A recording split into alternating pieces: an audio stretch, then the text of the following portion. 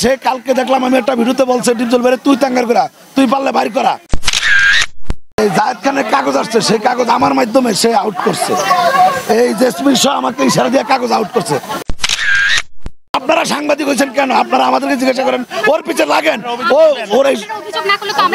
আমরা অভিযোগে যে এখন বললাম যে ওর শক্তিটা কোথায় আপনারা তথ্য নেন। সে নিজে মালা বদল করে আজকে দেখা গেল কি সে আমেরিকা চলে যায় অ্যাডভোকেট দিয়ে সে এই কাজটা করলো। তাতে দেখা গেল কি আমরা আজকে আমি নীরব ভূঁইয়া সে তার পক্ষে ছিলাম। আপনারা আগের ইলেকশন দেখছেন, সে যেই কাজটা করছে আগের ইলেকশনে এই জায়েদ খানের কাগজ আসছে, সেই কাগজ আমার মাধ্যমে সে আউট করছে। এই জেসমিন শাহ আমাকে ইশারা দিয়ে কাগজ আউট করছে, জায়েদের কাগজ জমা দিতে দেয় নাই। তাতে আমরা যতটুক যা ধৈর্য ধরে রয়েছে যাক, সে যদি সত্য প্রমাণ করে আসতে পারে আসুক। সে দেখা গেল কি বর্তমানে যে কাজটা করছে যেটা হলো কি আমাদের ডিপজল ভাই এখানে বৈধভাবে আসছে, অবৈধ নয়। সে নিজে মালা বদল করলো, সে নিজে বলছে কি যে 50টা ভোটও আমি পাওয়ার যোগ্য না। তাহলে সে আজকে যেই কাজটা করছে আমার মনে হয় বাংলাদেশ সরকার একটু খেয়াল করা উচিত যে একটা মেয়ে একে একে এই যে একটা শিল্পী সমিতিকে ধ্বংস করতেছে। সে আমেরিকা বসে থেকে আজকে যে আমাদের কত শিল্পীদেরকে অসহায় বানিয়ে লাইতেছে। দেখা গেল কি আজকে আমাদের কাজের দরকার, সে কটা ছবি বানাইছে।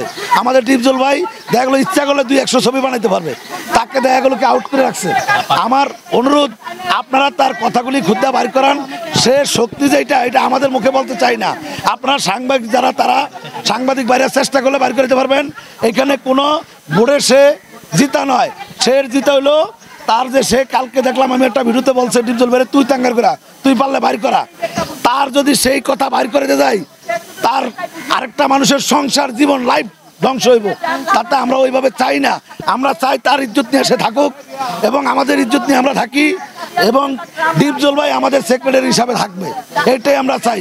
আমরা শিল্পী কোনো মামলা হামলা কিছু চাই না। সেটা ও নিজেই ভালোভাবে জানে।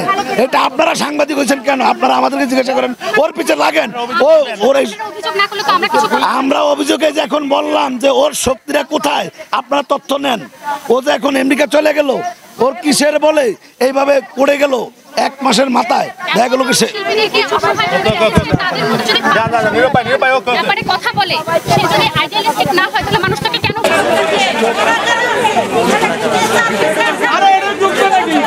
না না মানে যার কোনোই ভুল নাই, যে মানে খুবই ভালো একজন মানুষ, দানবীর একজন মানুষ, মহান একজন মানুষ, যে শুধু মানে এই দিতে জানে